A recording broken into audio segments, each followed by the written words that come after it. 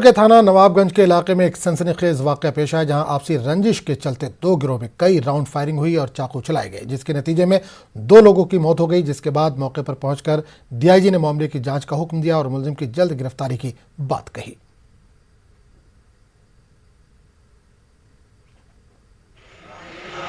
क्या लगा? सर पूरा चेहरा काट दिया गया है।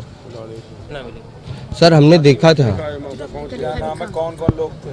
सर विकास, शिवम, विकास उर्फ बिक्का, आकाश उर्फ अक्का, पिता का नाम चंद्रिका प्रसाद, और लुब्बी उसका नाम शिवम है, और एक विशाल उसी का भाई है, बाप का नाम सजीवन,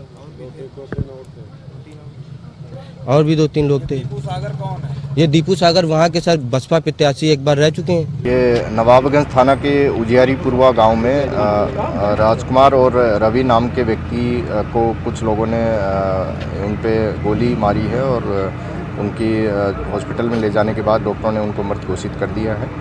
इस तरह से 2 लोगों की हत्या हुई है और पुलिस की टीम मौके पे है और विभिन्न टीमें जो आरोपी हैं उनकी तलाश में और मामले की जाँच में जुटी हुई है।